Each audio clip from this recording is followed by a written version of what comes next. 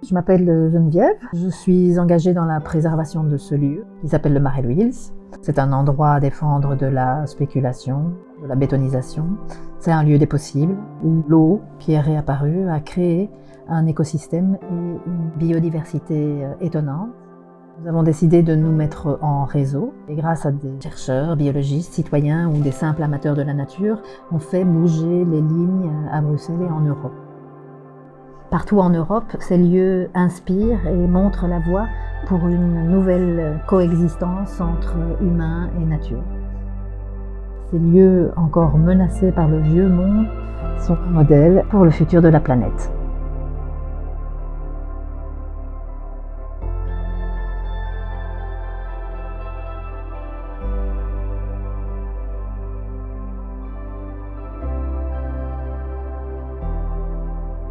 Une telle zone avec de l'eau comme ça, ici c'est le résultat d'un accident, du percement de la nappe phréatique qui a fait que cette eau qui était sous les couches d'argile est remontée petit à petit, remonte avec une certaine pression. Il y a donc un certain courant dans cette eau et ça fait que cette eau est oxygénée. Elle permet dès lors le développement d'une biodiversité assez intéressante en ville, puisqu'on a peu de lieux comme ça. En général, c'est de l'eau stagnante qu'on a en ville.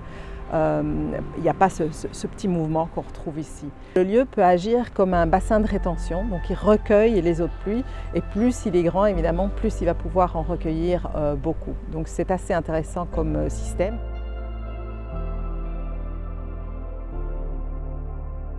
Je travaille maintenant depuis 1 an sur un projet de recherche qui porte sur 2 friches à Bruxelles. Dans ce cadre-là, j'ai commencé à m'intéresser au Marais Wils, qui se trouve non loin d'ici, que j'avais déjà vu émerger en réalité puisque j'habite dans le quartier depuis 2011, donc quelques années après la naissance du Marais. L'idée qui commençait à se former, c'était finalement de parvenir à rendre visible l'ensemble de ces écosystèmes émergents en milieu urbain. Ça fait pas depuis très longtemps finalement qu'elles apparaissent comme des lieux de réensauvagement, de renaturalisation. De plus en plus, que ce soit à travers des communautés qui s'y attachent, que ce soit à travers des machines de mutualisation d'observation naturaliste comme observation.be.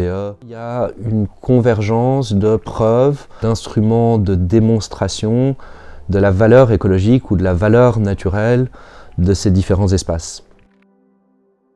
La recherche s'intéresse, mais un tas de gens finalement s'intéressent dans un contexte d'extinction, à ce qui peut représenter quelque chose comme des messages d'espoir, ou en tout cas des messages qui vont un peu à contre-courant de l'extinction de masse qu'on est en train de vivre, parce qu'elles indiquent que finalement, il suffirait, entre guillemets, de relâcher la pression anthropique, économique, foncière, démographique sur les écosystèmes pour que ceux-ci puissent s'épanouir, se redévelopper sans trop de difficultés finalement.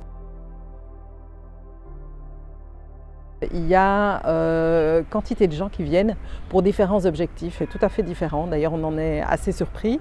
Mais on a à la fois des gens qui font des recherches en géographie, en biologie, des urbanistes, des gens qui font de la bio-ingénierie, en architecture.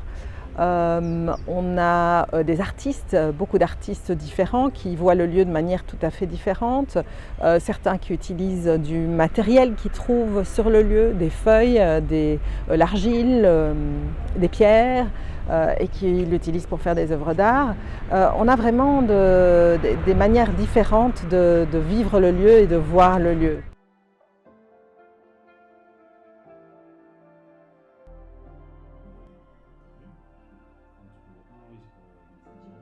On est étudiant en biologie des organismes et écologie en Master 2 à l'Université libre de Bruxelles. On a fait un travail sur le Marais Wils dans le cadre d'un cours qui s'appelle Droit de la conservation et on s'est intéressé relativement naturellement avec le sujet parce que c'est un des derniers espaces verts sauvages qu'on a à Bruxelles. Dans certaines cartes officielles, on nie totalement la présence d'eau, mais on reconnaît la valeur biologique du lieu. Mais c'est-à-dire que le lieu, sans l'eau qui y est, il perd toute cette valeur biologique. C'est ça un peu le côté... ça n'a pas de sens, quoi. Ça n'a vraiment pas de sens. Au niveau générationnel, nous on trouve ça intéressant de prendre en compte et de sensibiliser sur ce genre de projet de préservation de la biodiversité parce qu'on voit qu'on est quand même à la COP 15 et que chaque année on en reparle, que c'est pas mieux, ça s'améliore pas, et donc que c'est maintenant qu'il faut bouger les choses pour préserver au maximum la biodiversité au fil des années.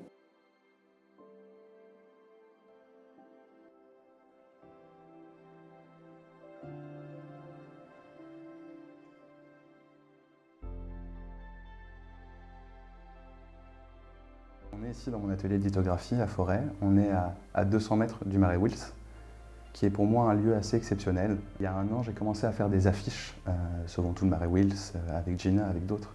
Des stickers, des autocollants, des choses qu'on venait imprimer en 200-300 exemplaires, en sérigraphie, et coller dans la rue des poèmes, des choses comme ça. Si on ne préserve pas, si on ne conserve pas ces lieux d'une importance capitale pour le vivre ensemble, si on exclut tous les autres vivants que nous, humains, humaines, on va y rester bêtement, quoi.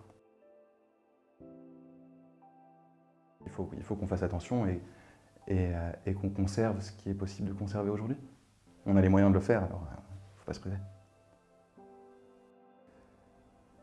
Sauvons-nous, sauvons-nous. Sauvons tout, Marais Wils, une flaque d'eau, zone humide. C'est la maison des cygnes, et par les cygnes, nous sommes noués. À cette noue, il faut la préserver, la cajoler, la caresser, la considérer, la défendre. C'est important que ce plan d'eau soit maintenu à sa superficie de 9000 m². Parce que légalement, on ne peut pas réduire un plan d'eau qui a de plus de 100 m². Par ailleurs, pour maintenir la diversité sur place, et je dirais même plus que maintenir, pour la renforcer. On est dans une période d'urgence climatique et d'extinction de masse. Il faut donc plutôt renforcer la biodiversité sur place, et pour toutes les fonctions écosystémiques que ce plan d'eau joue dans son ensemble. La bourgmestre, mesdames les échevines et messieurs les échevins, bonne année. Les déclarations du ministre-président de la région de Bruxelles-Capitale menacent sérieusement le Marais Wils. Nos rencontres avec le cabinet de Rudy Vervoort ne sont pas plus encourageantes pour sauvegarder l'entièreté du Marais. Et vous n'êtes pas sans l'ignorer, mais on va vous le rappeler, bon nombre de forestois et de forestoises réclament la sauvegarde de l'entièreté du Marais Wils, dont la renommée dépasse les frontières communales, régionales et nationales. Le 15 mai dernier, plus d'1 millier de personnes, selon la police, ont marché à Forêt pour le maintien de tout le Marais Wils. Il est important que vous en preniez note et conscience. Ces marches sont aussi un exercice de démocratie. La superficie du Marais engendre une biodiversité, et cette variété de faune et de flore permet un écosystème stable. Et c'est cette stabilité de l'écosystème qui offre à son tour une meilleure résistance des espèces au changement climatique. Nous demandons par ailleurs formellement au Collège s'il est prêt à soutenir une demande d'inscription sur la liste de sauvegarde de l'entièreté du site des anciennes brasseries Wilmans-Coppens. Les intérêts historiques, archéologiques, artistiques, esthétiques, scientifiques, naturalistes, biologiques, paysagers, sociaux de ce site sont nombreux et méritent une totale protection. Ça devrait être la fierté de Forêt. Je vous remercie au nom de l'ASBL Marais Wils Mouras.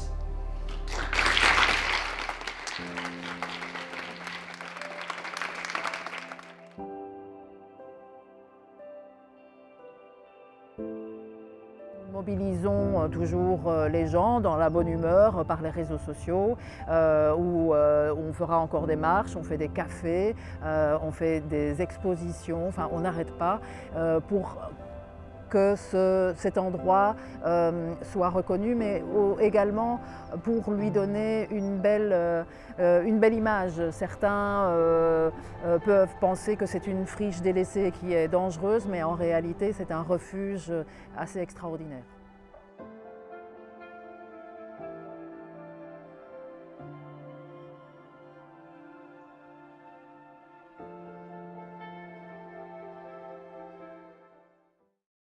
Je suis désolé, mais je ne veux pas être empereur.